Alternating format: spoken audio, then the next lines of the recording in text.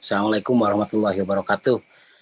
Rekan-rekan Greek yang luar biasa ya, orang-orang pilihan di komunitas GM. Alhamdulillah pada kesempatan malam hari ini kita bisa bersama kembali walaupun di udara ya. Nah kemudian Mas Roni terima kasih atas paparannya ya yang luar biasa nih mengenai leadership atau kepemimpinan.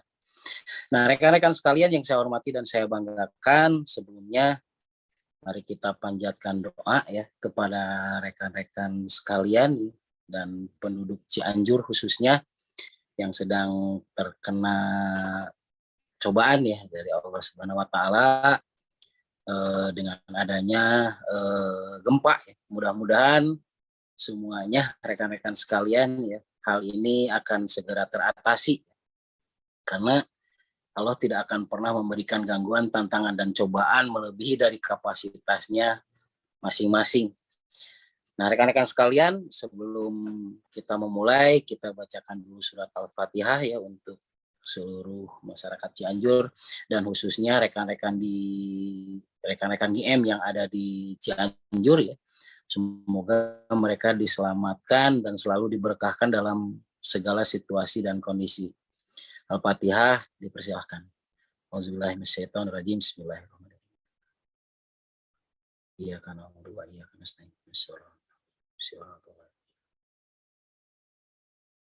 Terima kasih ya rekan-rekan sekalian. Terima kasih juga kepada rekan-rekan yang telah menyalurkan bantuannya ya kepada rekan-rekan yang terkena musibah di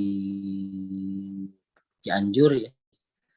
Semoga amal dan kontribusi dari rekan-rekan sekalian dibalas dengan berbagai kebaikan oleh Allah Subhanahu wa taala.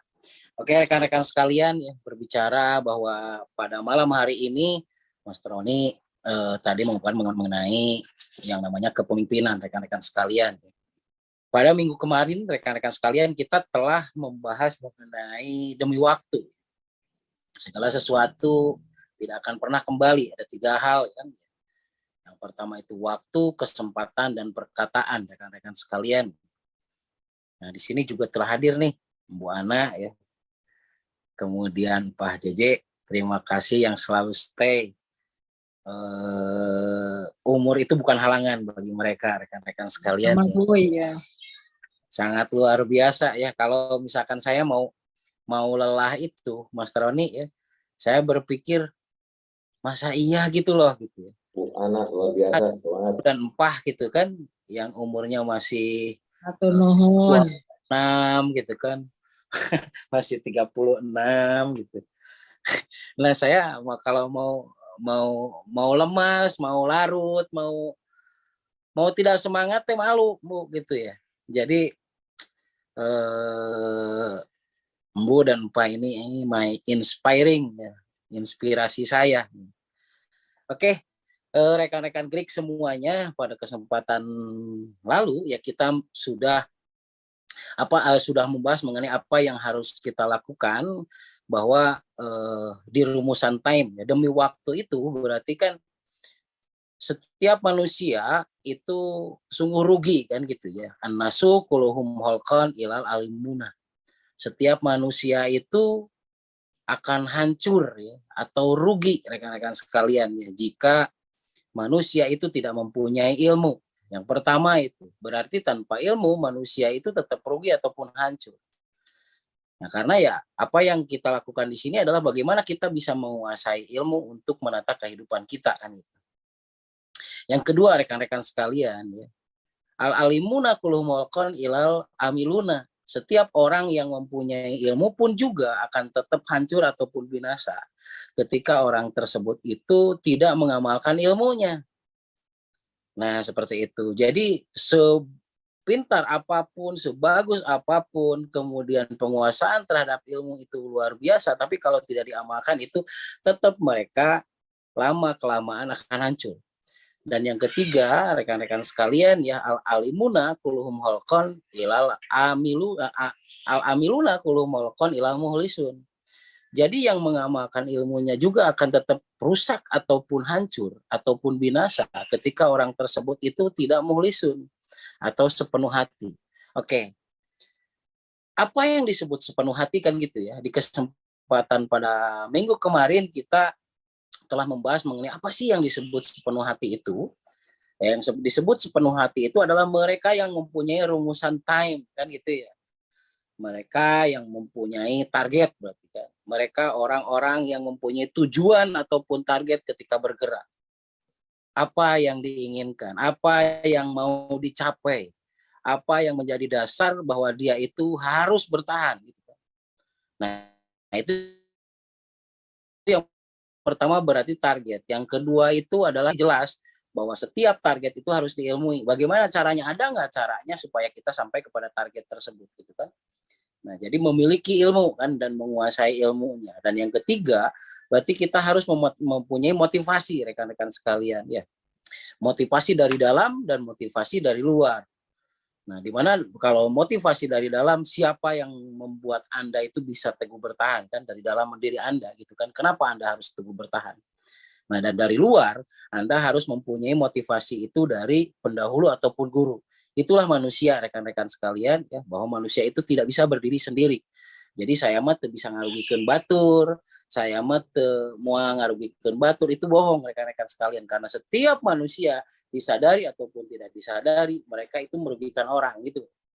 Nah, seperti itu rekan-rekan sekalian ya. Itu motivasi. Kemudian yang terakhir rekan-rekan sekalian yaitu rumusannya endurance ya, yaitu mempunyai daya tahan.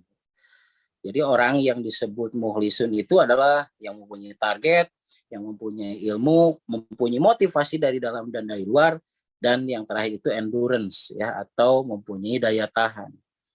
Jadi ketika berjuang, orang tersebut itu dia bisa teguh dengan tujuan dan bertahan dari semua tantangan rekan-rekan sekalian. Nah, muhlisun itu, rekan-rekan sekalian, kenapa kita harus muhlisun? Kenapa kita harus sepenuh hati? Kenapa kita harus punya target?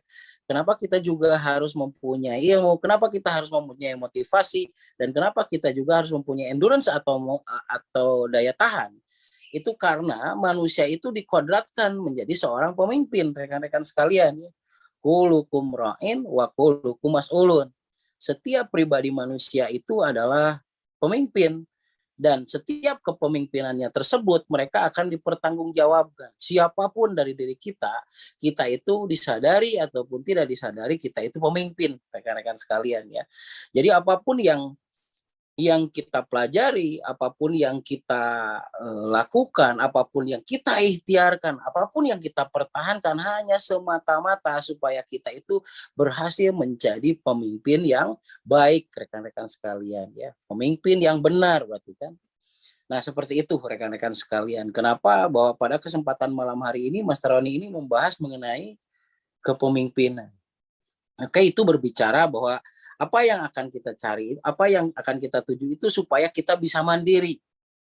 Sehingga kemandirian itu membentuk kebersamaan dan kebersamaan itu juga membentuk tiap masing-masing kemandirian.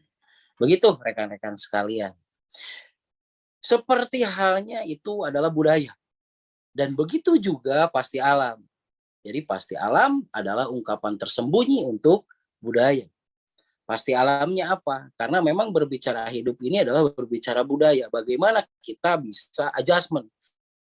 Bagaimana kita bisa mempunyai mekanisme coping atau penyesuaian diri untuk hidup ini, rekan-rekan sekalian ya. Nah, berbicara pemimpin tadi, seperti itulah yang terjadi pada tubuh. Apa yang memimpin tubuh ini? Kan gitu ya. Yang memimpin tubuh ini adalah the human brain, berarti kan adalah otak dari manusia itu sendiri, rekan-rekan sekalian. Perlu dipahami bahwa otak itu dibagi dua. Ada otak besar sebagai penggerak data, kan gitu ya. Ada otak kecil sebagai penyimpan data. Kalau dalam komputer kata Mas Roni itu ada yang namanya software, hardware kan gitu ya. Ada RAM, ada prosesor kan gitu. Ada penyimpan data, ada penggerak data. Maka otak besar, nah gitu, cerebrum itu adalah tempat menggerakkan data. Kalau cerebellum atau otak kecil itu fungsinya adalah untuk menyimpan data. Nah, begitu rekan-rekan sekalian ya, sehingga Setiap bagian di dalam tubuh manusia itu dikendalikannya dari otak, rekan-rekan sekalian ya, karena otak ini terkoneksi dengan yang namanya kurang lebih ya, ratusan juta neuron. Neuron itu sel saraf, rekan-rekan sekalian ya. Sehingga fungsi dari otak itu sendiri adalah yang pertama kan menerima rangsang. Jadi menerima data, menerima rangsang dari susunan saraf, rekan-rekan sekalian ya, yang terkoneksi dengan bagian-bagian tubuh. Fungsi otak yang kedua setelahnya menerima rangsang adalah memproses rangsang. Memproses rangsangan tersebut. Yang ketiga, rekan-rekan sekalian, ya, fungsi dari otak tersebut itu adalah menggerakkan hasil persepsi. Kan gitu. Menerima rangsang itu disebut juga reseptor, kan gitu ya. Nah, kemudian tabulasi data atau memproses dari rangsangan tersebut. Dan yang ketiganya adalah menggerakkan rangsang atau konduktor, rekan-rekan sekalian. Itu fungsi dari otak. Ya. Dimana berarti kenapa tangan ini bergerak? Kenapa tangan ini menggaruk pipi? Kenapa tangan ini mengusap alis? Kenapa tangan ini misalkan mempen wajah? Kenapa juga misalkan tangan kita mengernyit cap bintang 11. Kenapa pipi juga ini mengangkat ke atas? Kan seperti itu. Itu 0,1 second. Itu adalah hasil dari rangsang saraf. Jadi kalau misalkan saraf nih, ketika apa yang dilihat, apa yang didengar, apa yang dirasakan, apa yang diraba, nah itu dipersepsikan, masuk dulu ke otak, tuh kan gitu ya. Dari otak, kemudian masuk ke otak tengah, berarti kan kelenjar di bawah otak. Dari kelenjar di bawah otak tersebut, masuklah ke otak besar. Dan dari otak besar tersebutlah digerakkan ke seluruh tubuh. Saya ngomong barusan hampir semenit ya memproses itu. Tapi kebayang rekan-rekan sekalian, otak rangsang masuk, diproses, langsung digerakkan. Itu 0,1 second. Gitu. Nah seperti itu rekan-rekan sekalian. Ya. Makanya seperti hanya otak ini, 96% dari otak ini 96% sel di tubuh manusia itu adanya di otak. Jadi sudah jelas ya, dari jumlahnya saja rekan-rekan sekalian, jumlah sel saja itu mendominasi dari keseluruhan tubuh. Makanya pantas kalau misalkan ada satu bentuk teori ya bahwa minoritas itu mengendalikan mayoritas itu mengendalikan minoritas, kan seperti itu. Nah, rekan-rekan sekalian, setelah kita pahami bersama bahwa otak yang ada di kepala kita ini, rekan-rekan sekalian, kalau tadi Mas Roni bilang itu kurang lebih cairannya itu adalah 1350 cc kalau nggak salah. Kalau nggak salah benerin Mas Roni itu. 1350 cc kan gitu ya, rekan-rekan sekalian ya. Dan kurang lebih 100 juta saraf yang terkandung, yang terkoneksi dengan otak ini. Dan perlu dipahami rekan-rekan sekalian ya, kapasitas dari memori otak ini itu bisa jutaan tera, rekan-rekan sekalian ya. Jutaan terabyte gitu. Dan itu bisa terus berkembang ketika dilatih. Nah, kenapa misalkan ada orang yang disebut lemot? Sebetulnya nggak ada orang yang disebut lemot, rekan-rekan sekalian. Orang yang disebut lemot itu karena orang tersebut menganggap bahwa dirinya itu lemot. Bisa dipahami ya? Ketika ada rangsang, gitu, masuk ke otak, cek otak teh, imalin bagian aing gitu. Akhirnya berarti kan dia membatasi diri dari situ, konduktornya juga berarti kan menggerak sarafnya juga. Ya lemot berarti kan seperti itu rekan-rekan sekalian. Jadi sebetulnya manusia itu tidak ada yang lemot ya. Yang lemot itu adalah batasan yang dibuat oleh orangnya itu sendiri.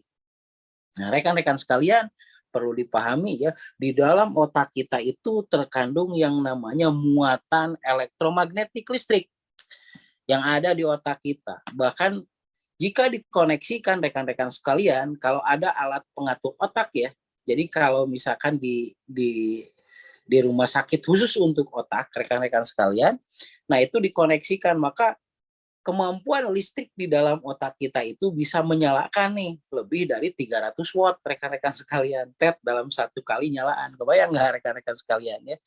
Nah, jadi kalau dikoneksikan itu bisa sampai 300 watt menyalakan lampunya itu dengan terang. Seperti itu rekan-rekan sekalian.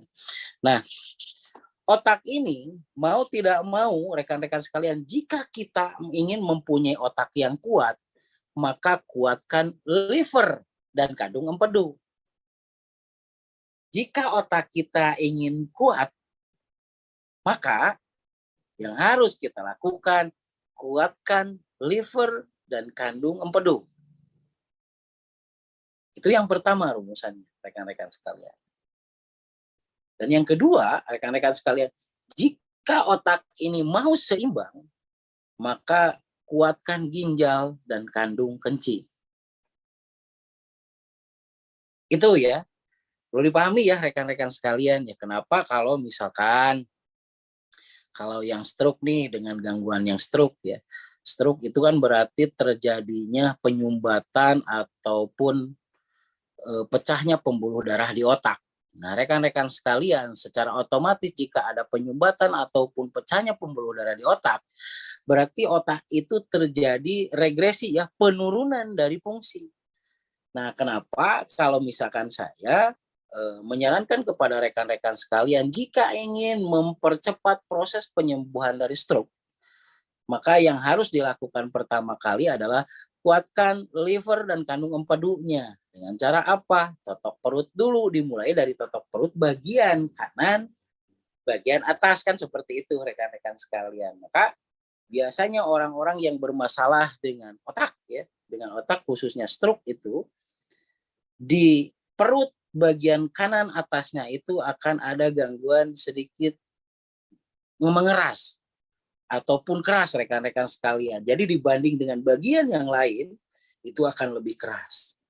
Nah, seperti itu yang terjadi ya rekan-rekan sekalian. Makanya berarti cantumkan ketika dalam proses pemulihan yang stroke, yang Alzheimer itu pelupa di mana kacamata si Mas Roni, padahal kacamata di mana padudan padahal padudan nggak keplet gitu, ya.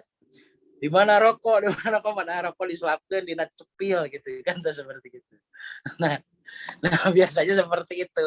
Nah, itu adalah gangguan, berarti kan gangguan mengenai koneksi di otaknya.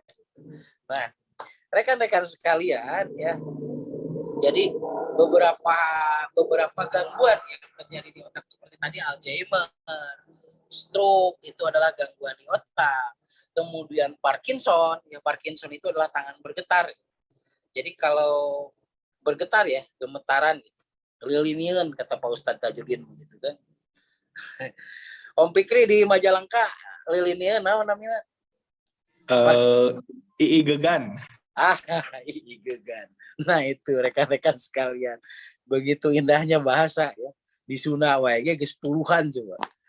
Cek Pak Ustadz mah lilinian, cek di Majalengka mah Ii Gegan cenah gitu kan. Tai gegen teh gitu anu ngeleper gitu. Nah, itu istilahnya Parkinson rekan-rekan sekalian ya. Nah, berarti kan kalau Parkinson itu adalah terjadinya kerusakan otak pada otak besar. Kan gitu ya. Kalau tadi mah Alzheimer itu pelupa ya rekan-rekan sekalian. Kalau pelupa itu atau Alzheimer itu terjadi keregangan, berarti di otak kecil itu mah. Terjadi keregangan di otak kecil. Tapi kalau Parkinson atau lilinin atau Ii Gegen gitu, nah itu mah adalah kelemahan dari otak besar. Nah, makanya rekan-rekan sekalian, saya ingatkan lagi kepada rekan-rekan sekalian, jika ada orang dengan berbagai keluhan di awal, dengan ada ciri khasnya itu ya, amnesia ya, disebut juga Alzheimer, pelupa. Apa yang harus dilakukan? Yang harus dilakukan adalah perbanyak daerah relaksasi di oksipital. Oksipital itu adalah kepala bagian belakang rekan-rekan sekalian ya. Nah, itu yang harus diutamakannya itu adalah satu proses di mana relaksasi ya bagian otak belakang itu harus dilakukan bagi yang Alzheimer. Kenapa rekan-rekan sekalian? Karena letak cerebellum atau otak kecil itu adalah berada di otak bagian belakang, yaitu warnanya merah rekan-rekan sekalian. Nah, perlu dipahami ya rekan-rekan sekalian ya. Jadi itu yang harus dilakukan pada ini mah bagaimana kita teknik cepat kan mengatasi. Kita kalau kelas Greek berarti kan ke teknik cepat. Nah, kemudian lagi rekan-rekan sekalian ya, apa yang harus dilakukan pada orang-orang yang bermasalah dengan Parkinson? Karena perlu dipahami rekan-rekan sekalian, ada Parkinsonnya itu yang degeneratif, ada gejala awal Parkinson. Salatri oke, kelaparan juga sama Parkinson rekan-rekan sekalian ya.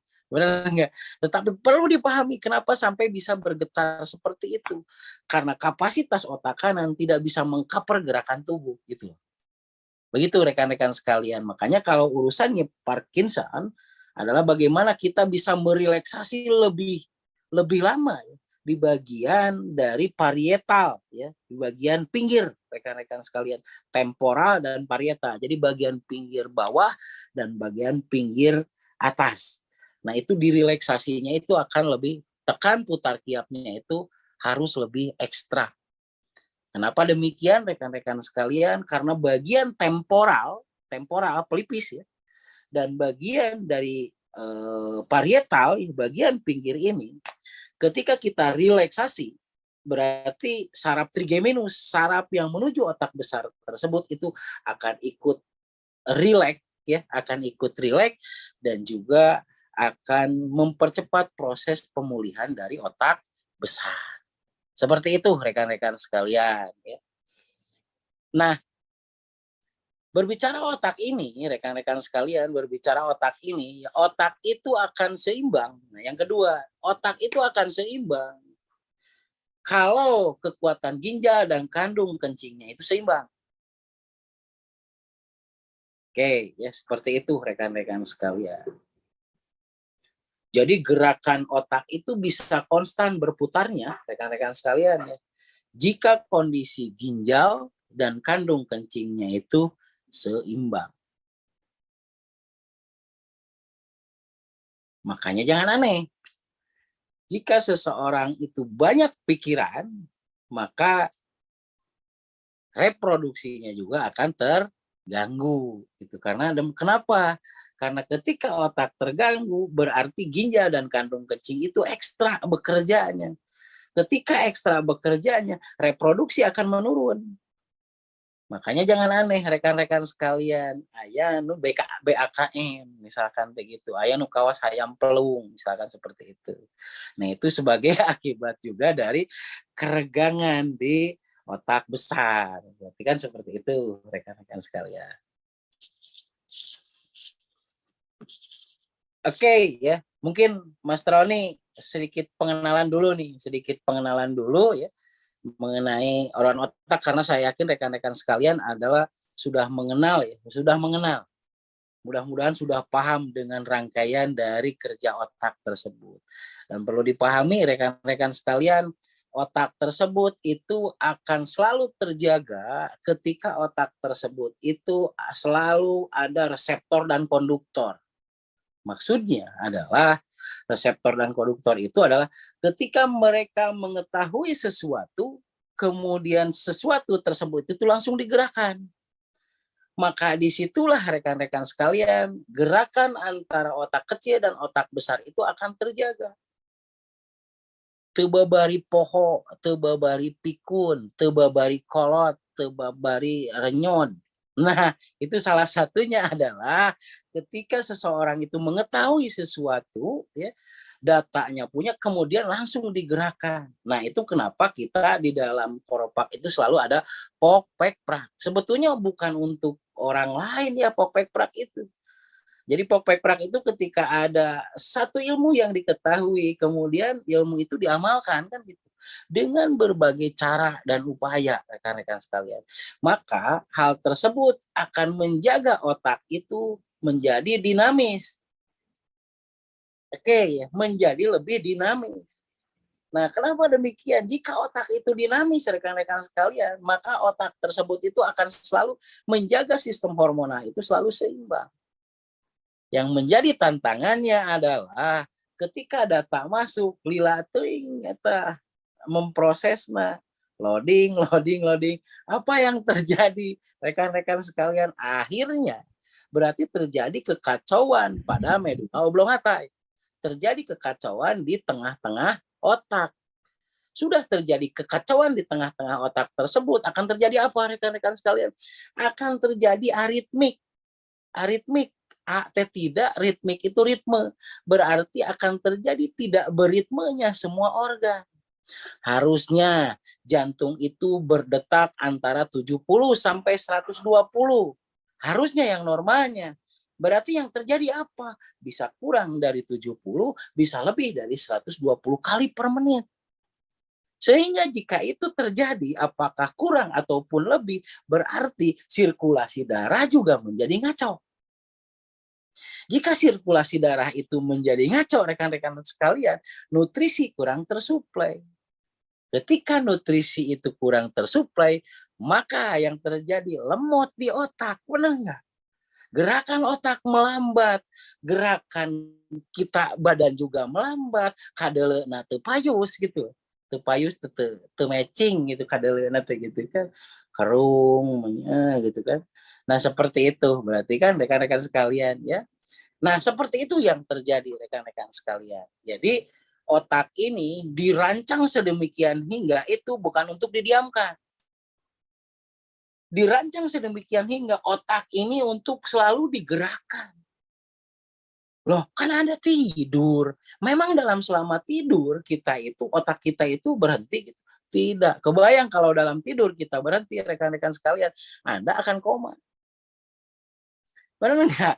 Kenapa Allah itu kan faida qadaitum sholat fadkurullah qiyaman wa qu'udan wa ala dunubikum kan gitu. Jadi setelah Anda selesai mengerjakan sholat, hidup sadarlah kalian dengan ajaran Allah dalam kondisi tegak, berdiri, duduk, ataupun berbaring. Balik lagi ke kemarin rekan-rekan sekalian ya, ke persiapan hari. Jadi balik lagi ke otak. Otak kuat itu karena otak itu selalu dipersiapkan. Jadi otak akan merancang, berarti kan merancang segala apapun itu ketika dipersiapkan. Makanya rekan-rekan sekalian, tadi di video yang sangat luar biasa, tadi rekan-rekan sekalian, ya, apa sih sebetulnya kalau persiapan terbaik itu apa? Gitu. Persiapan terbaik untuk besok adalah melakukan pekerjaan yang sekarang dengan sebaik-baiknya. Bisa dipahami ya rekan-rekan sekalian ya. Persiapan terbaik untuk besok adalah melakukan pekerjaan yang sekarang dengan sebaik-baiknya. Jadi kalau kita misalkan tidak bisa melakukan pekerjaan sekarang dengan sebaik-baiknya, kebayang kan ngaganet ya. Makanya berarti seseorang ketika sebelum tidur netralisir. Ame malaikat deket jeung diri urang gitu kan. Entong iblis wae deket jeung diri urang lah gitu kan. Abong kena cenah manusia mah makhluk alternatif. Bisa malaikat, bisa iblis. Kan gitu, bener wae lain malaikat, salah wae lain iblis, gitu nama gitu kan. Tetapi tetap timbangan kehidupan itu tetap berlaku rekan-rekan sekalian ya, bahwa apapun diri kita itu, manusia itu adalah bola permainan antara jin dan malaikat kan gitu. Mau dikemanakan nih tubuh kita gitu kan. Kalau misalkan kata Aipan mah hayang hoki wae. Apa yang harus dilakukan ketika kita ingin hoki? Kudu deket dengan malaikat, berarti kan gitu ya. Bagaimana deket dengan malaikat sama dengan kita selalu mempersiapkan diri kita untuk sebuah pergerakan. Tah, sok nyahan malaikat tekan ngayakeun persiapan. Tapi hati-hati, jin itu selalu mengganggu kita rekan-rekan sekalian karena tidak mau membuat manusia itu tenang. Jin mau di mana oke. Ya. Padahal malaikat itu sebetulnya ya, kalau kita ingin dekat dengan malaikat, itu lebih gampang sebetulnya rekan-rekan sekalian ya. Benar nggak? Untuk melakukan madorot mahal tuh. Untuk melakukan kebaikan mahal. Beda nah rekan-rekan sekalian di hasil akhirnya ya. Tapi padahal mah ada murah keneh gitu. Murah keneh melakukan kebaikan sebetulnya rekan-rekan sekalian ya, daripada melakukan kemadorotan sebetulnya. Tapi karena manusia itu innal insana layatgo ya, berkepala batu dan milih teh mending madorot gitu. Majarkun teh cenah merasa tertantang cenah manusia. Lain merasa tertantang bodoh anu puguh kan gitu. Benar rekan-rekan sekalian ya. Kali lagi persiapan terbaik untuk besok adalah melakukan pekerjaan sekarang dengan sebaik-baiknya. Nah itu bagaimana otak ini bisa bereaksi rekan-rekan sekalian. Bagaimana bisa memelihara otak ini supaya tetap sehat. Bagaimana otak ini bisa menyampaikan pesan yang ada di dalam tubuh kita, di dalam rasa kita itu disampaikan oleh otak ini kepada orang lain. Ingat rekan-rekan sekalian, otak kita sangat terkoneksi. Kalau Mas Roni bilang itu universal consciousness. Manusia satu dengan yang lainnya itu sangat tersambung dan terkait. Dimanapun, di belahan bumi manapun. Dan tidak bisa dipisahkan. Karena kalau dipisahkan dia cacat ataupun dia meninggal. Seperti itu yang terjadi. Tetapi bagaimanakah supaya koneksi itu selalu kuat. Dari manusia ke manusia, ke manusia, ke manusia. Kan itu saling mempengaruhi terus. Memang misalkan si C itu, misal contoh, Teh Ida dulu itu kan deket ya dengan Teh Ida, rekan-rekan sekalian. Kan bukannya di downline saya yang langsung, benar gak? Teh Ida melalui siapa dulu gitu kan. Nah misal seperti itu rekan-rekan sekalian ya. Dari siapa dulu baru masuk gitu loh ke dalam GM. Berarti sama dengan saya itu terkoneksi sebetulnya mah gitu kan. Tapi tidak melalui saya langsung kan gitu. Nah, saling pantul memantul, bima sobiha kalau kata Aipan bilang seperti itu. Saling memantulkan sinar terang. Makanya rekan-rekan sekalian, hidup ini adalah bola permainan jin dan malaikat. Kalau saya sendiri memilih, mudah-mudahan saya ini mendekatkan pada malaikat ya rekan-rekan sekalian ya. Mudah-mudahan kita ini selalu didekatkan dengan malaikat. Pada simpel, rencanakan rekan-rekan sekalian. Bagaimana kita merencanakan apapun sebetulnya kan kita punya keinginan. Keinginan kita pantulkan keinginan tersebut kita minta kepada Allah. Ya Allah, berilah cara untuk mewujudkan hal tersebut melalui badan saya, melalui situasi dan kondisi saya. Sehingga apapun yang diinginkan tersebut saya itu sesuai dengan apa yang engkau kehendaki juga. Perkenankanlah ya Allah, kan seperti itu. Nah, sehingga apapun yang terjadi itu akan selalu didekatkan. Dan rekan-rekan sekalian perlu dipahami, tubuh manusia paling unik dari seluruh makhluk hidup yang ada di seantero jagat ini, termasuk malaikat juga. Kenapa? Karena malaikat apa? Karena malaikat tidak bisa memilih. Gitu. Misal gitu kan, Aipan dikodratkan jadi malaikat dan bisa milih gitu Aipan. Gitu. Jadi kudu ngelakukan kehadirannya terus gitu. Tuh bisa mencelok gitu. Bah Idrus tuh bisa mencelok bah menjadi malaikat. Jadi tuh bisa milih. Pan ayeuna mah orang tuh bisa milih gitu. Naik nu hieum ke, naik nu carang ke gitu kan, naik nu poek ke gitu kan yang bersinar, bebas kita memilih. Tapi semuanya ada konsekuensi. Makanya berarti apakah pilihan kita salah harus sesalah-salahnya. Kalau kita benar harus sebenar-benarnya. Jangan sampai di tengah-tengah. Tanu miskin wae mah anu di tengah-tengah, hati-hati tanda kutip nu miskin teh bukan hanya kepemilikan dari harta rekan-rekan sekalian. Miskin dalam proses berpikir ya, kerdil dalam proses berpikir itu juga miskin gitu loh rekan-rekan sekalian ya. Jadi hati-hati rekan-rekan sekalian nih masalah otak 96% tubuh kita dikendalikan oleh otak, tetapi otak bisa bereaksi itu ketika otak itu mempunyai sebuah ketenangan.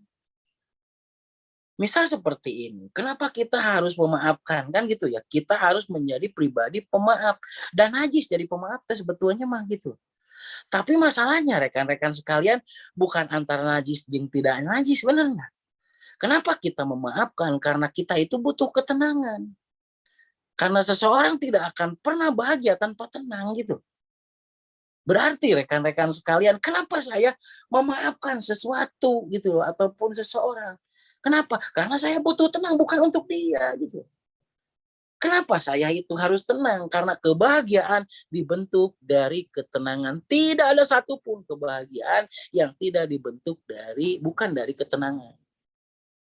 Makanya keep calm, kata Mr. Onimo. Calm, tenang, slow down. Nah gitu. Tenang, tenang heula, berpikirlah gitu kan. Makanya kita jangan pernah memutuskan sesuatu dalam kondisi yang kita itu panas ataupun dalam kondisi yang amarah. Makanya berarti tenangkan dulu gitu. Karena ketika posisi kita tenang, rekan-rekan sekalian, apapun itu, impossible itu is nothing gitu.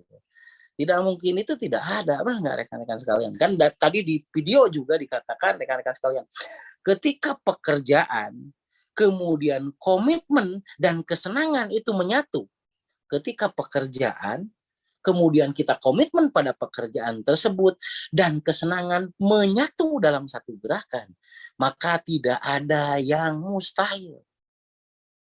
Berarti rekan-rekan sekalian yang harus nih kata kerjanya, pil amarnya untuk kita.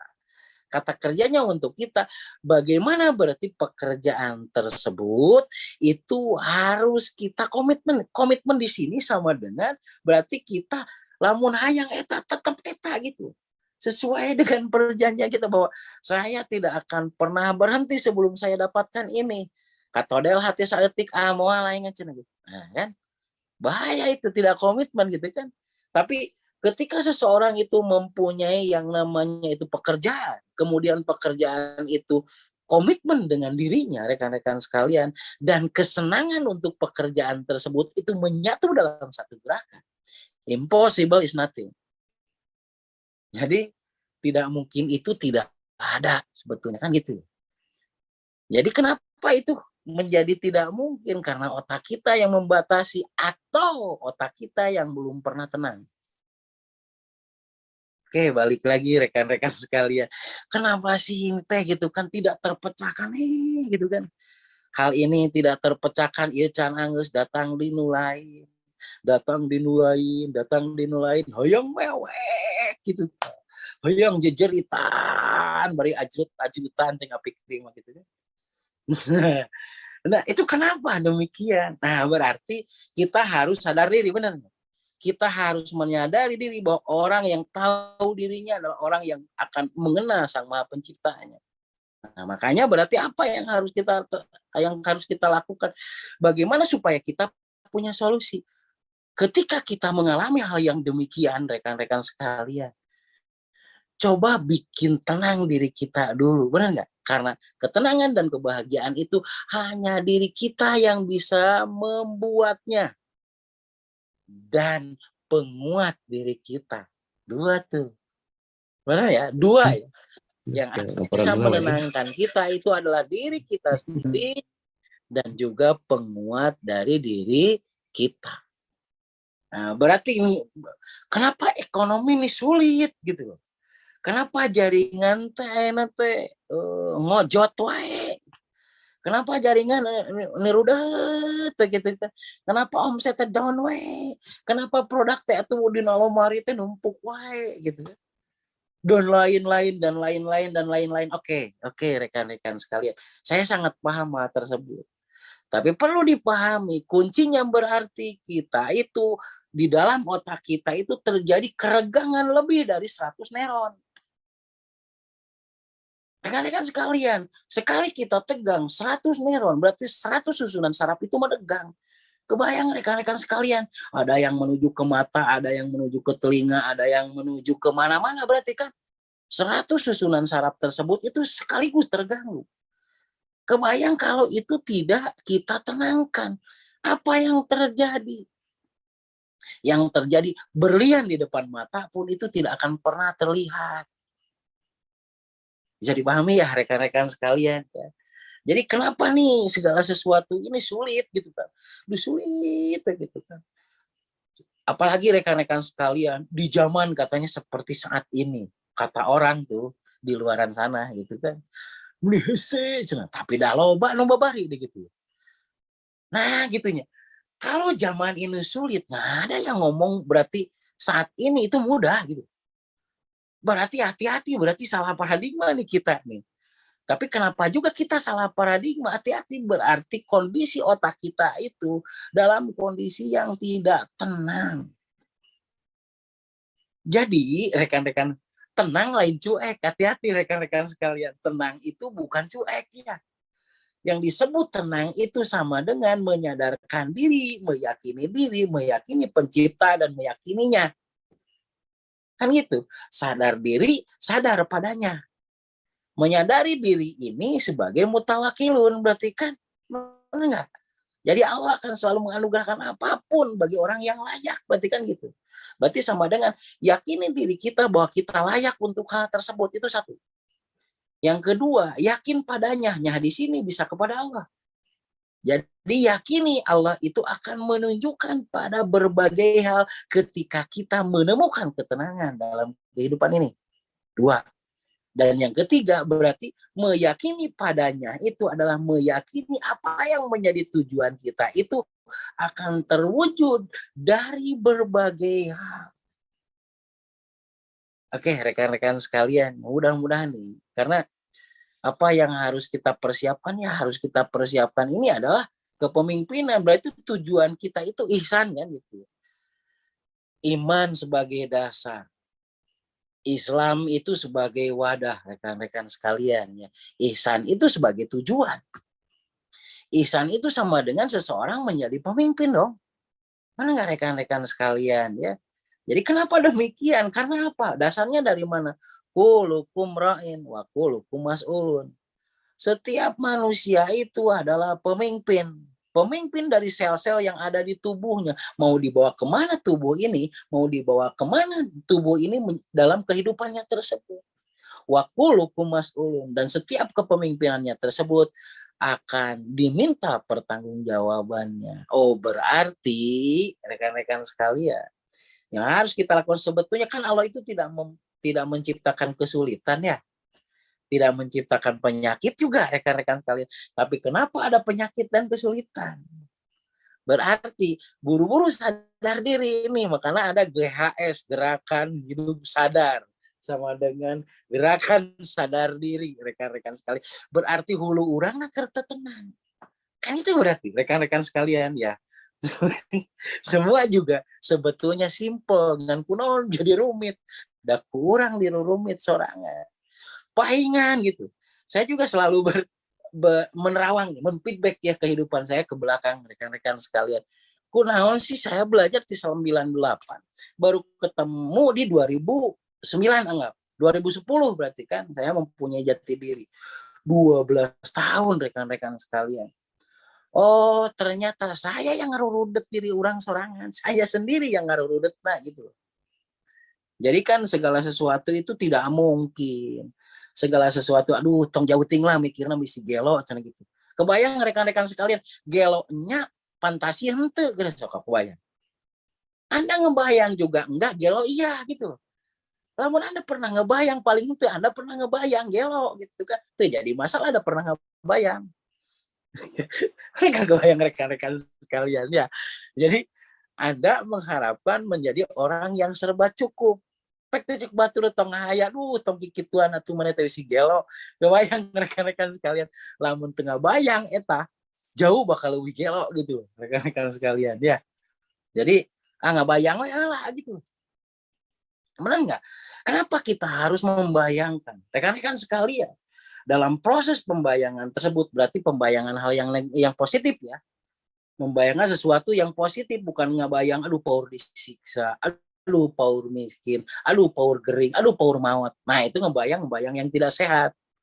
Jadi yang dimaksud ngebayang yang sehat itu adalah berpikir sesuatu yang positif. Berarti kan gitu. Berpikir sesuatu yang visi bahwa pada satu saat saya mudah-mudahan Allah tunjukkan pada hal yang demikian gitu.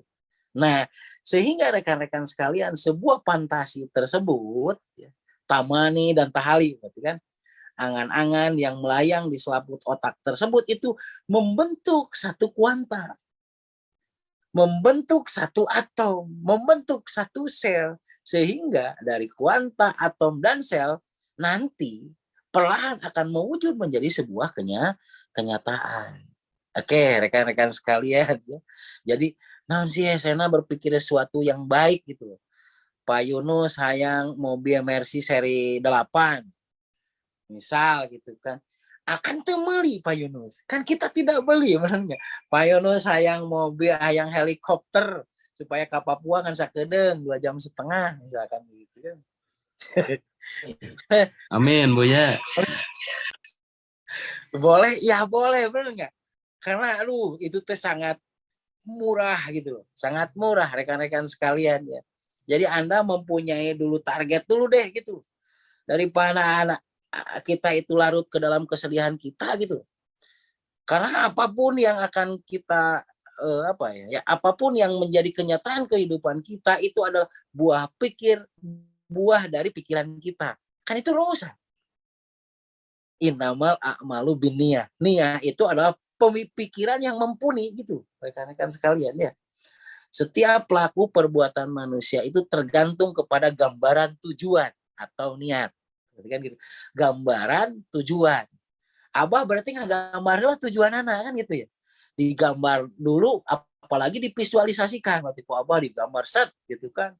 Si gambarnya tersebut disimpan di kamar, disimpan di mana we ame gampang ketingali nah gitu kan. Sehingga otak kita bereaksi terhadap yang demikian gitu. Nah, berarti kan seperti itu rekan-rekan sekalian. Wa innama likulli amrin manawa. Dan setiap apapun yang menjadi gambaran tujuannya yang terus-menerus itu dikumandangkan, ya akan disitulah dia kehidupannya. Balik lagi rekan-rekan sekalian. Bisika makan isu 2023. Oke, rekan-rekan sekalian. 2020, 2021, 2022. Itu adalah masa pandemi COVID. Rugi kan? Merugikan kan? Itu wabah katanya. Dan itu membahayakan bagi setiap individu manusia. Bahkan banyak yang bangkrut, banyak apapun gitu. 2020, 21, 22. Tapi kan Anda sampai detik ini, Anda baik-baik saja, benar nggak? Baik-baik saja rekan-rekan sekalian. Mudah-mudahan baik-baik saja, benar nggak? Apapun, jadi di setiap bencana itu selalu ada kebaikan. Di balik kebaikan juga hati-hati jangan sampai jadi bencana. Kan seperti itu ya rekan-rekan sekalian. Jadi kalau di materi sebelumnya saya katakan bahwa 2023 itu tahun yang gelap, gulita. Saya katakan balik, nggak apa-apa, silahkan tahun 2023 itu gelap gulita, asal boga lampu keren panyaang, kan gitu ya. Asalkan saya punya lampu untuk menerangi gitu. Ya rekan-rekan sekalian, hati-hati paradigma kita karena awas hati-hati termakan oleh opini. Jadi we aya corona oge, opini na tararik teuing juga. Nah, apalagi sekarang tahun 2023 gelap gulita, hati-hati opini rekan-rekan sekalian ngobrol kabatur. Aduh, tahun 2023-nya sulit. Hati-hati omongan Anda itu membuat opini orang lain itu akan berubah menjadi gelap. Dan Anda juga sebetulnya dia taunya tahun gelap itu dari kita. Dia ngomong kepada orang lain dan orang lain mempengaruhi kita. Oh, genya tuh ngaeukeun ku urang-urang keneh. Hati-hati rekan-rekan sekalian. Opini jadi sugesti. Sugesti kalau sudah mensugesti berarti kan sudah jadi niat rekan-rekan sekalian. Maka kalau sudah jadi niat ya jadi, berarti kan gitu. Hati-hati, perbaiki opini, perbaiki mindset kita ya. Ini masalah otak. Kenapa? Karena sekali lagi 96% tubuh kita dikendalikan oleh otak. Dan kehidupan budaya kita pun 96% ditentukan oleh penilaian kita terhadap hidup. Coba rekan-rekan sekalian, orang yang negatif terhadap kita, ngomong positif rekan-rekan sekalian ya, karena yang positif apapun itu orangnya dibenarkan. Rekan-rekan sekalian, orang-orang yang positif ke kita, kentut kita pun itu akan ngomongnya positif kepada kita.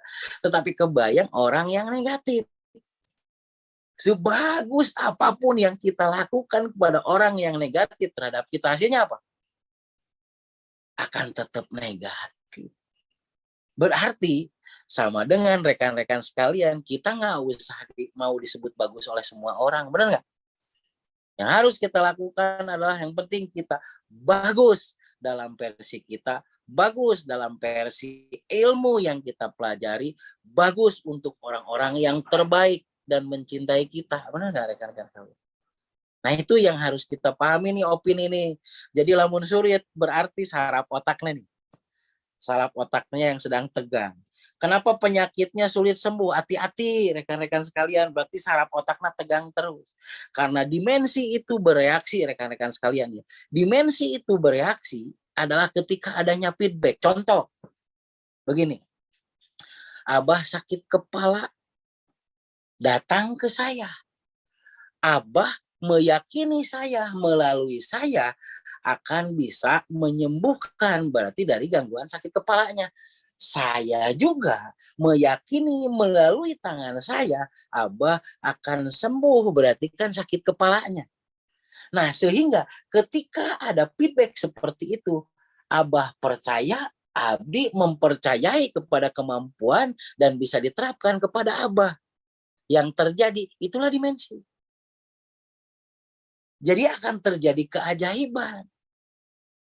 Seperti itu. Nah, jadi kenapa selama ini terjadi keajaiban kepada kita? Karena pertama berarti kan hal yang harus kita pahami itu kita mempunyai muatan ilmu. Muatan ilmu tersebut kita gerakkan. Kita mempercayai bahwa apapun yang kita lakukan itu akan berbuah positif. Dan orang yang kita perbuat juga berarti kan mempercayai kita bahwa kita itu menjadi jalan dari dia akan positif. Terjadilah feedback. Sehingga ilmu ini bereaksi. Ketika ilmu ini bereaksi, ya itulah dimensi rekan-rekan sekalian. Bisa dipahami ya. Jadi kunaon CT misalkan bakal benghar si D gitu ya.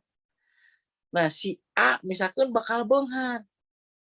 Saya meyakini atau percaya bahwa dia itu ada ciri-ciri bengkarna gitu. Tapi si A tersebut tidak percaya dengan omongan saya bahwa dia itu akan benghar. Mau jadi rekan-rekan sekalian. Jadi kunaon make sok jadi gitu kan. Si A saya percaya ke si A bakal benghar. Si A mempercayai saya melalui hal ini akan benghar. Nah, disitulah ilmu itu berarti bereaksi. Ilmu bereaksi pada hal yang demikian itu disebut di dimensi. Oke, pada dari otak loh. Hati-hati rekan-rekan sekalian. Ini masalah paradigma. Dimensi itu adanya feedback energi. Benar nggak? Feedback. Bulak-balik berarti kan gitu ya. Jadi kenapa saya misalkan ngomong kepada seseorang, kamu bisa. Berarti saya meyakini bahwa orang tersebut bisa. Si orang tersebut juga meyakini sepenuh hati kepada apa yang saya ucapkan. Saya bisa. Sehingga ketika orang itu meyakini dengan apa yang saya katakan, dia akan feedback lagi bertanya kepada saya. Apa yang harus saya perbuat? Kemudian saya lakukan lagi. Kan gitu ya. Saya katakan lagi. Dia lakukan, evaluasi lagi. Kan terus terjadi feedback gitu. Nah, disitulah akan terjadi dimensi, rekan-rekan sekalian. Makanya, kenapa omongan guru tara nerak? Misalkan itu hati-hati, dalain guru nanu teu nerak, huluna berarti tah. Anu ngadengekeunana gitu mintul berarti kan gitu ya. Gitu. Kalau saya dulu rekan-rekan sekalian oleh guru saya ngomong, mana bakal bukan. Ternyata dari 98 sampai dengan 2009 hulu saya berarti anu apa ya, lunak gitu loh rekan-rekan sekalian ya.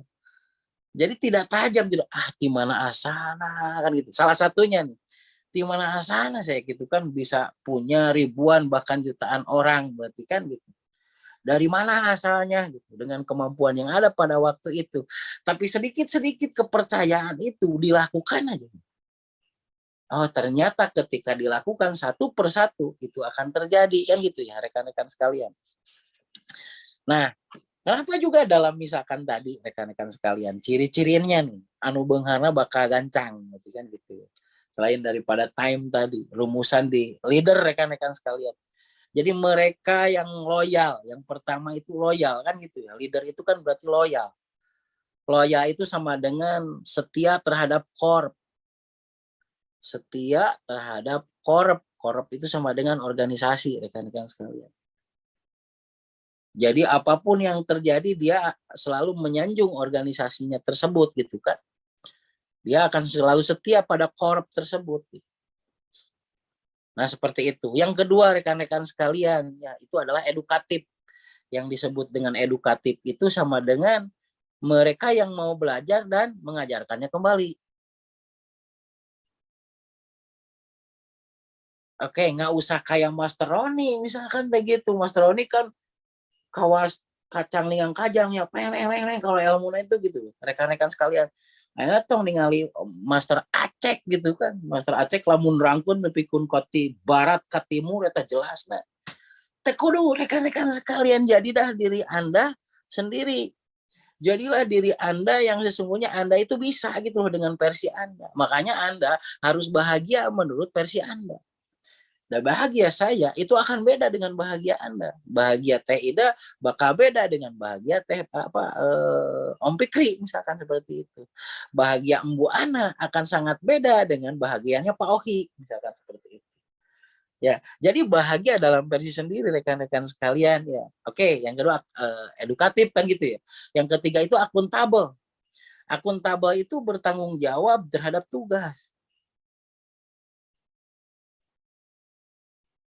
Jadi akuntabel itu bertanggung jawab terhadap tugas. Maksudnya begini rekan-rekan sekalian.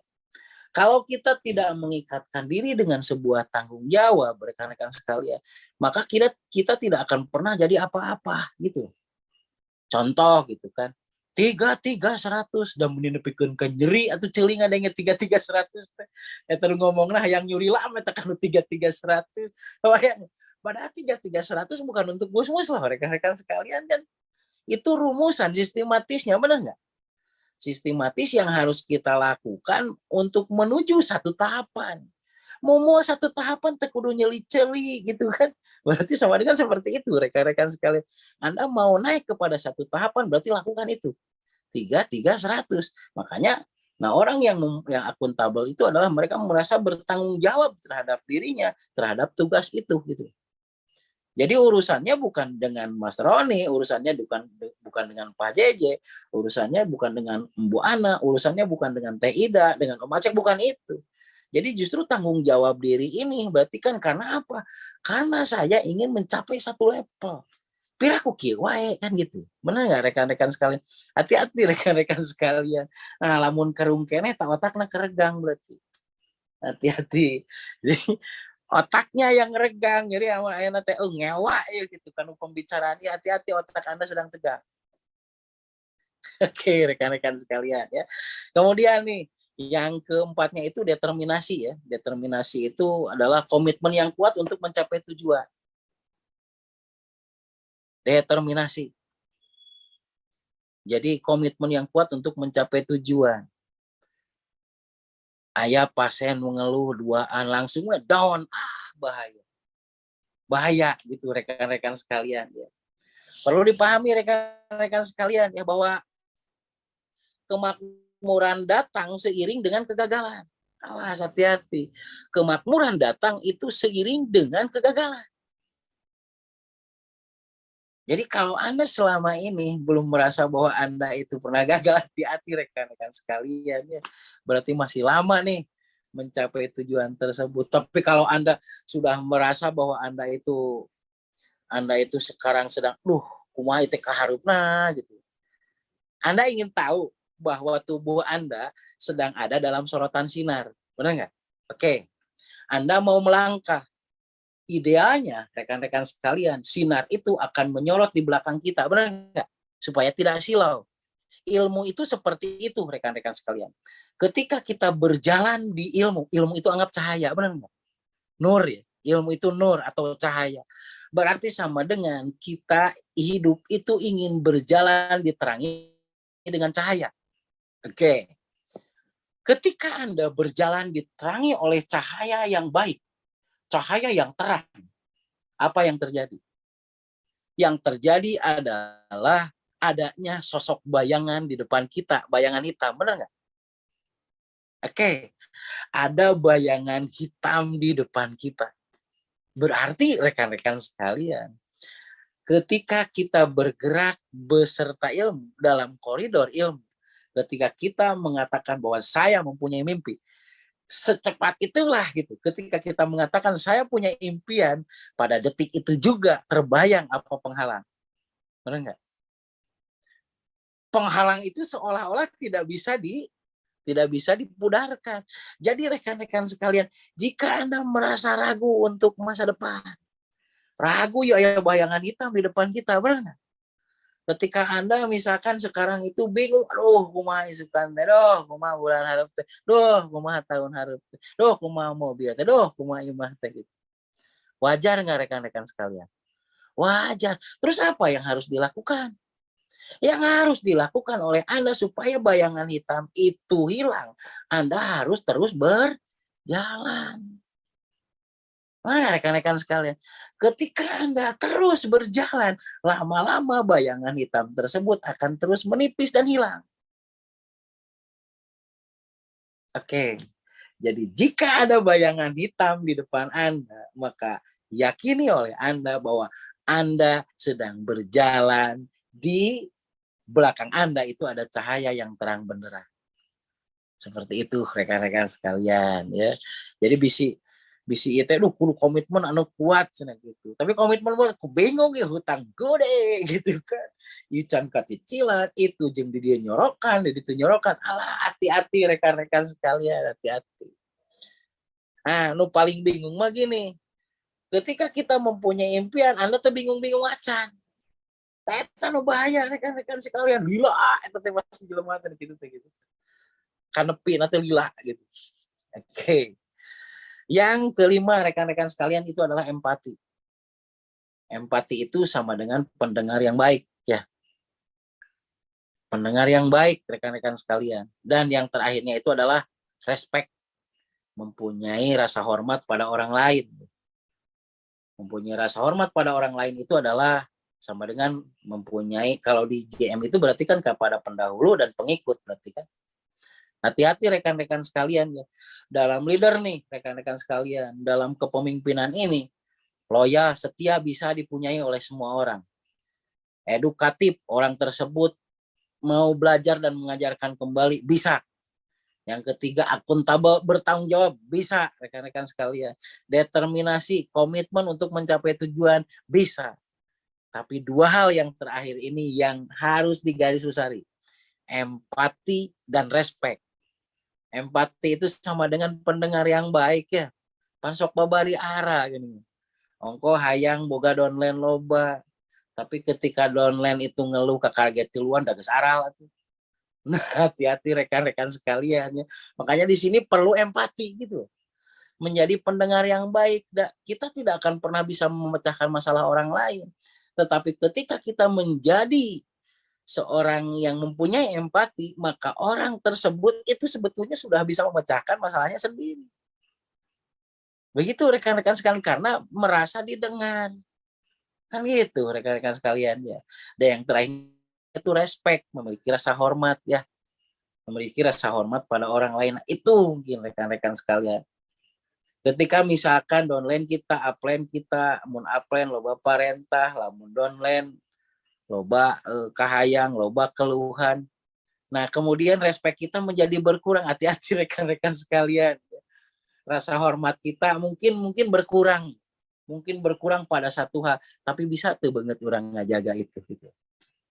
Nah, kan gitu, bener nggak? Memiliki jaga banget sama dengan kita juga sama dengan menjaga hormat kita ya rekan-rekan sekalian.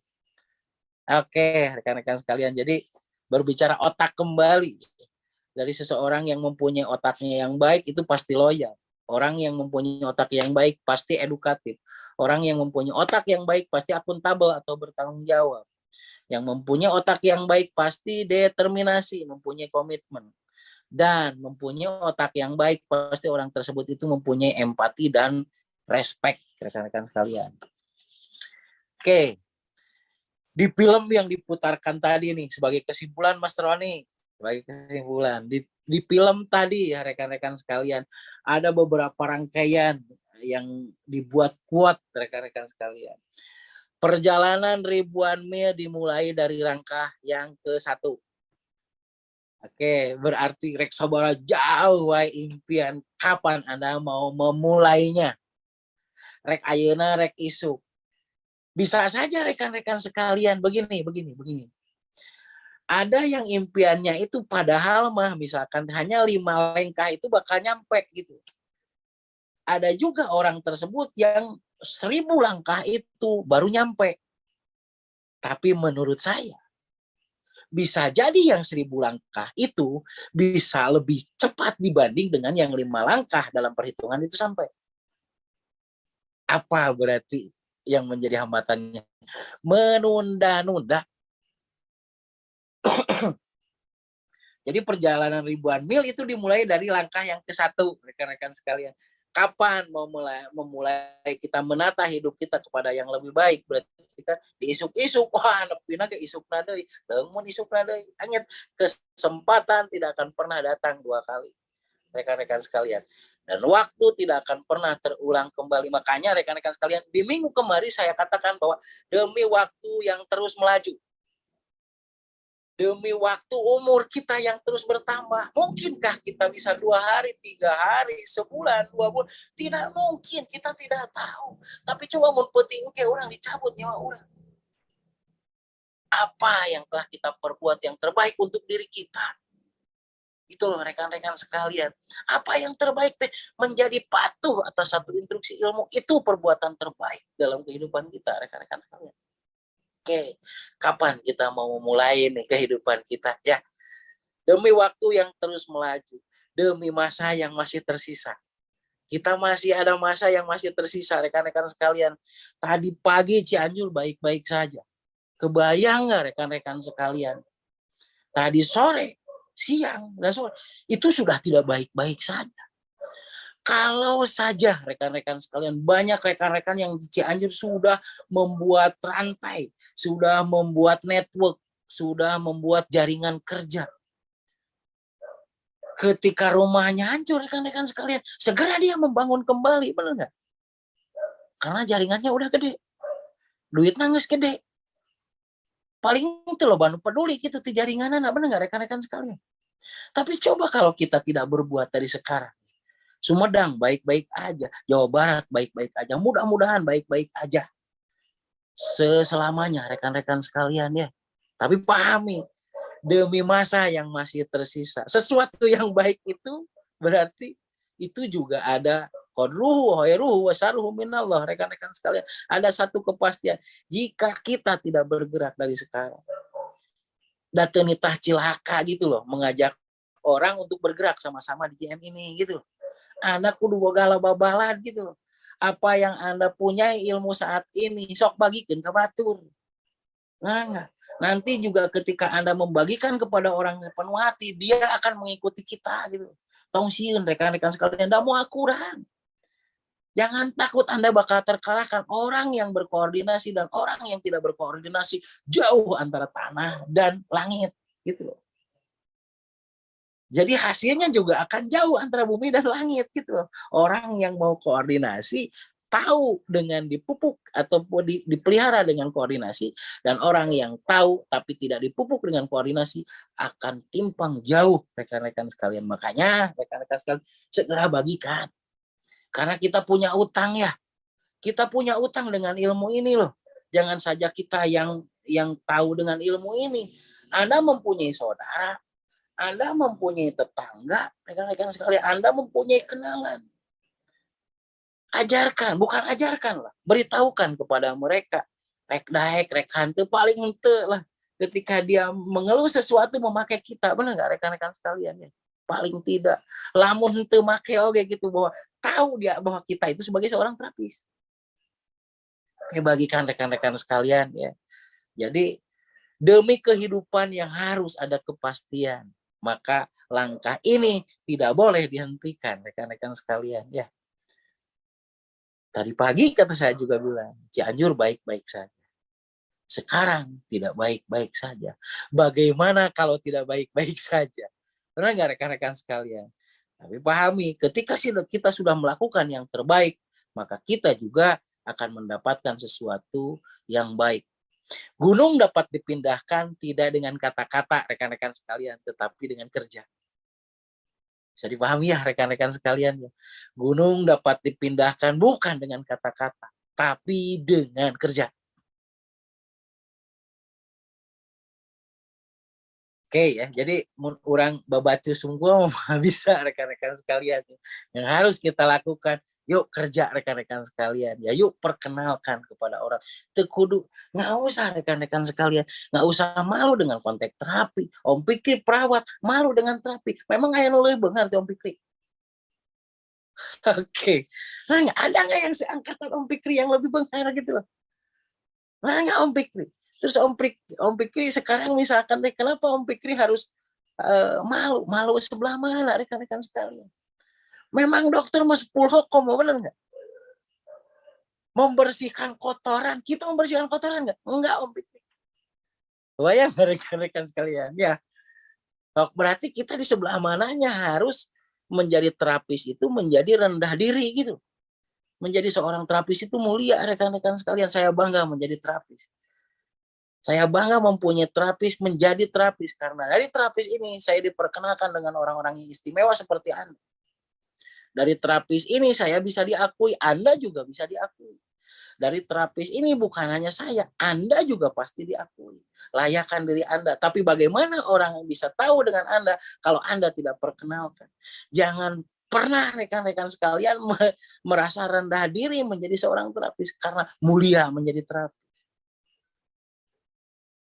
Kita bisa kenal dengan siapapun, kita bisa berguna untuk siapapun, kita bisa menguasai ilmu tubuh ini tanpa harus jutaan, ratusan juta kita keluarkan.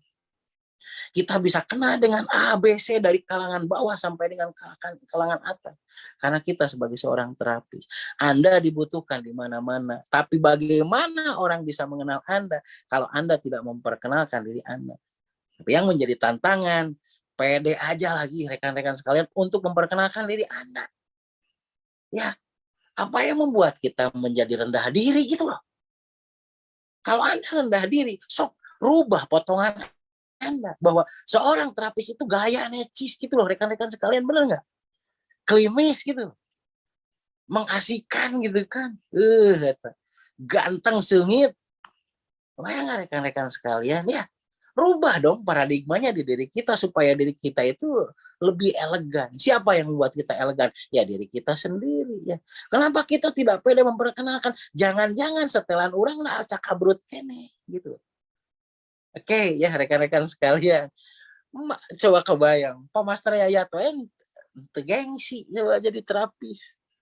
Nah, kalau Master Yayat ya Bu Ana atau yang aja dan terendah diri menjadi terapis. Justru dengan terapis ini mereka itu terangkat namanya. Begitu dengan Anda sekalian, rekan-rekan sekalian. Begitu juga dengan saya. Oke ya. Duit, Boy. Loba duit, loba waktu, bisa nunutan boga duit. Nggak ada lila berjuang lagi rekan-rekan sekalian, rumusannya udah jelas. 10 orang berarti kan kita amankan. 55 orang kita amankan kan gitu. Kan jelas tuh petanya ya. Jadi saya mau aman pertama berapa? Oh saya kumpulkan dulu 4 orang nih. Saya ajak bekerja bersama-sama nih 4 orang ini untuk meraih harapan pertama 10 gitu kan. Ya 10 orang. 10 orang kita kerja yuk sama-sama. Menjadi 55 orang. Nah mulai jadi jelema 55 rekan-rekan sekalian. Jelema. Jadi mimiti jadi jelema gitu. Ada yang menghargai Anda menjadi pejabat gitu kan. Pejabat GM gitu. 55 mah gitu. Mulai. Rekan-rekan sekalian, Anda punya omset yang lumayan kan gitu ya. Anda punya bonus yang lumayan, Anda punya komitmen yang lumayan. 55 mah. Muncan 55 masih kena bingung. Yuk orang gerak sama-sama supaya mencapai 55 gitu. Atau datang era memperkenalkan anak gitu. Ajarkan kepada siapapun rekan-rekan sekalian ya. Tapi saya kasih clue-nya, jangan menabur garam di lautan. Orang yang tidak mau mendengar Anda itu berarti ya sudah, nggak usah dipaksa juga ya, nggak usah benci juga kepada mereka, sudah saja tinggalkan, tapi jangan dibenci gitu. Begitu rekan-rekan sekalian ya.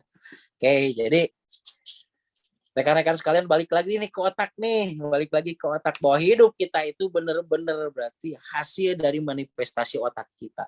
Tubuh kita bagaimana bahwa kita ini cepat pulih dari sakit kita, apa yang harus kita lakukan? Awas, hati-hati. Kalau penyakit kita nggak kunjung sembuh atau misalkan gitu kan penyakit dari PJL itu nggak kunjung sembuh, otaknya regang wae berarti. Oke, jadi apa yang harus kita lakukan? Bagaimana caranya membuat otak dia tidak regang? Biasanya lumernya manusia itu oleh pujian, oleh posisi, dan berarti kan gitu ya. Oke, itu berarti yang menjadi tantangan oleh diri kita. Ya, bagaimana juga kita itu sulit mencapai satu tujuan, hati-hati, otakna regang wae, segera tenangkan rekan-rekan sekalian ya. Karena bukan masalah tenang dan tidak tenang, kita butuh ketenangan, bukan orang lain. Karena dari tenang itulah kita akan mencapai sebuah kebahagiaan. Nah, kita bahagia dengan diri kita membahagiakan diri kita bisa menenangkan dengan diri kita. Itulah yang disebut pemimpin rekan-rekan sekalian ya. Itulah inti dari materi malam ini. Semoga rekan-rekan sekalian ya bisa terinspirasi. Mudah-mudahan rekan-rekan sekalian menemukan lagi sebuah sebuah semangat rekan-rekan sekalian ya. Ingat, bagaimana kalau tidak baik-baik saja? Berarti kata kerja bukan kita larut, aduh aing power tuh baik-baik saja. Bukan ke sana. Tetapi justru ketika kita bergerak, semua akan baik-baik saja. Yakini pergerakan kita, yakini setiap apapun yang kita lakukan, selama ada ilmu, selama ada guru, selama ilmu itu bisa digerakkan dan menghasilkan, lakukan rekan-rekan sekalian. Karena itulah yang akan mengantarkan kita pada sebuah kebesaran. Terima kasih atas semua perhatiannya rekan-rekan sekalian. Semoga rekan-rekan sekalian selalu diberi kesehatan, diberi kekuatan dan keselamatan dimanapun dan kapanpun berada sekalian. Sekali lagi saya tekankan ya, apapun yang terjadi, insya Allah apapun nih Pangandaran, awas hati-hati rekan-rekan sekalian, opininya macam-macam nih. Oke, buat opini yang baik biar semua jadi baik ya rekan-rekan sekalian ya. Bismillahirrahmanirrahim. Semoga semuanya baik-baik saja. Rekan-rekan sekalian selalu diberi ijabah dan karma oleh Allah Subhanahu wa taala. Bila itu Assalamualaikum